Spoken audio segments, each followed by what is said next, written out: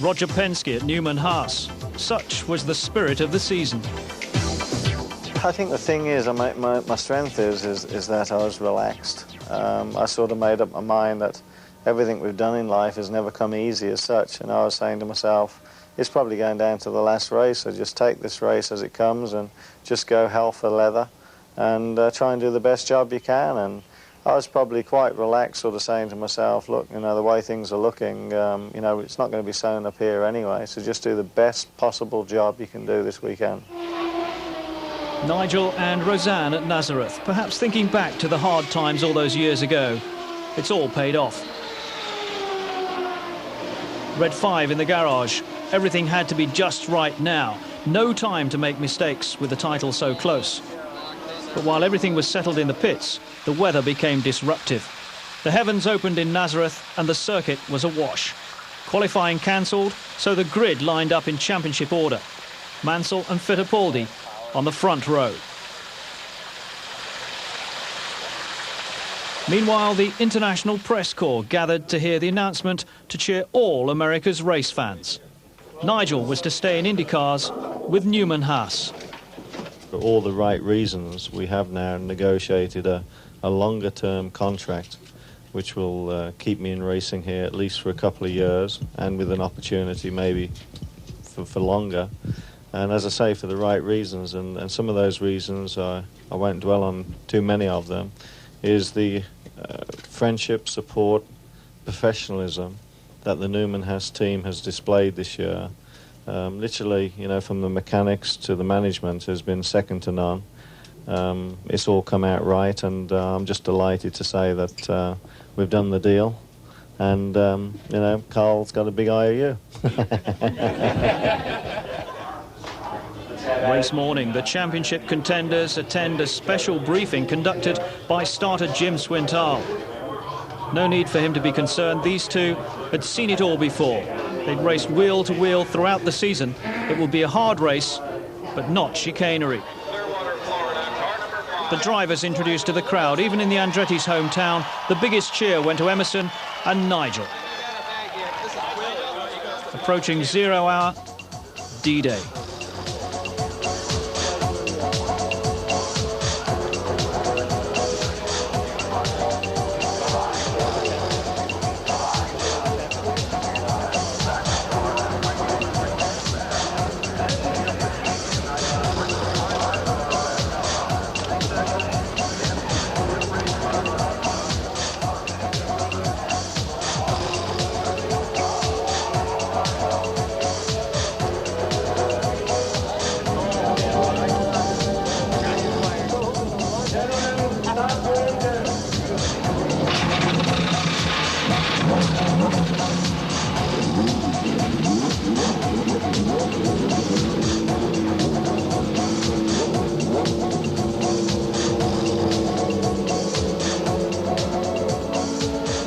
Anti-climax at the start, the first lap under yellow after the starter wasn't satisfied with the initial approach. Second time around, and it was race on. Nigel versus the Penskes for the lead as the green flag dropped. And the green comes out this time. As Nigel Mansell drops back a bit, Tracy comes sweeping around, and the Penske cars lead this race going into the first corner. Now moving to the backstretch. Mansell sits back in third. I was in deep trouble. I was falling backwards. I actually lost another place to Raul Boesel. But then, you know, good old English people, we regroup, and I was sort of sussing out what the car was doing and trying to figure out why it was doing it. And then the track changed a little bit, and the track came to me with the car settings, and then I was able to alter a few things that we have in the car to sort of help the car's deficiency. And then just changing a few lines and adapting a different little driving style, which I do now and again, which you can do on ovals. It all came together, and I mean, that was just so satisfying. Nigel had dropped back to fourth with the car handling poorly. Then came the recovery. Past Boesel for third. On lap 45, past Fittipaldi for second. The first Penske to wilt under attack.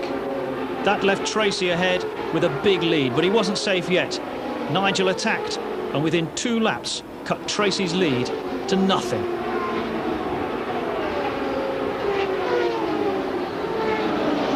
Now he is beginning to challenge Paul Tracy. So here is a fight for the lead, and look at him dial inside of Tracy. The crowd comes to their feet and begins to cheer as Mansell comes into the lead.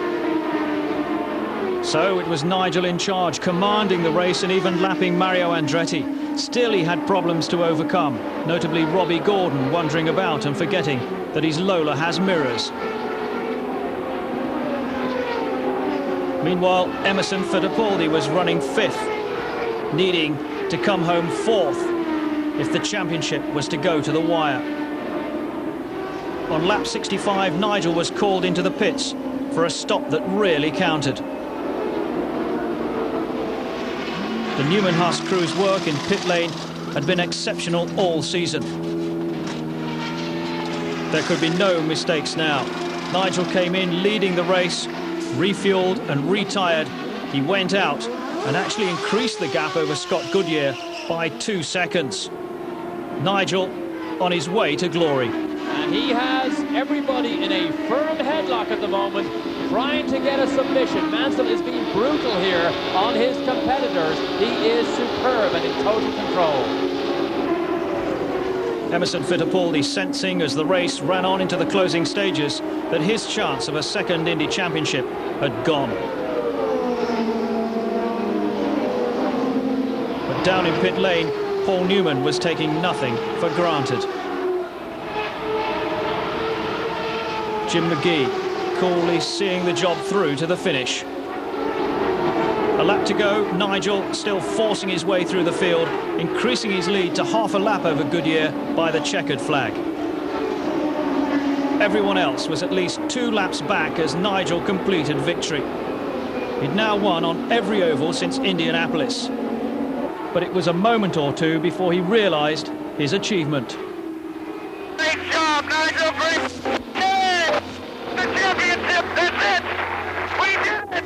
Is Emerson finished? Job, champ. What a deal. Is Emerson finished? Emerson finished 5th. You're the champ. You're the champ. Ah, fantastic. We've won the championship. Yes. You won it. You won it. Everybody, you've just done a fantastic job. I can't thank you enough. We've definitely won the championship as well, yeah? Hey, great job, guys. And this was just the start of the celebrations. A rookie had clinched the title. Nigel Mansell, the first Englishman, the first rookie to win the championship since it all began back in 1916. Congratulations from Scott Goodyear, second on the day that history was made. Roseanne, Nigel's wife, best friend and supporter. The decision to leave Formula One for the States, now vindicated. Everyone was queuing up to proffer their congratulations. Nigel, stay in the car, Nigel. He's okay. I think, you know, you go through different years and you achieve different things, and then you go on to different plateaus. And people actually forget that, you know, we had struggled for 12 years to win the Formula One World Championship, but we did that in 1992. And now this is 1993, and we've won the IndyCar World Series Championship. So we've gone on another plateau again. Congratulations from Paul Newman. A part of this real-life drama. An incredible tale. The win first time out, the crash at Phoenix, the return before Indy, then the charge to the championship. Carl Haas, the man behind the signing of Nigel Mansell. Peter Gibbons, excellent work in the pit lane. And the Newman-Haas team manager Jim McGee, the master race tactician. It was a triumph for teamwork and ambition. Nigel Mansell, the IndyCar champion of 1993. It makes you feel so proud. I mean, the feelings I have are exactly the same, if not better than the feelings when I won the World Championship last year. And I think last year I had a lot of things going my way. number one, I didn't have a major accident at the second race, and I didn't have to undergo an operation during the course of last year. And there's no question we had some great backing and great machinery behind us. What makes this so special is how close it was. And, you know, I'm just grateful to all the sponsors, but I can't thank Carl and Paul publicly enough for, you know, making a very, very special dream come true. And here's the picture that tells the story. The central figures at Newman Haas. It's absolutely terrific. Nigel did an outstanding job. I mean, he didn't worry about a couple of points. He just went for the whole thing. As they say in the States, the whole enchilada. And he drove, if you watch the race, did some great moves, and he lapped the whole field with the exception of Scott Goodyear, which he had a half a lap lead on, and it's great for the whole team.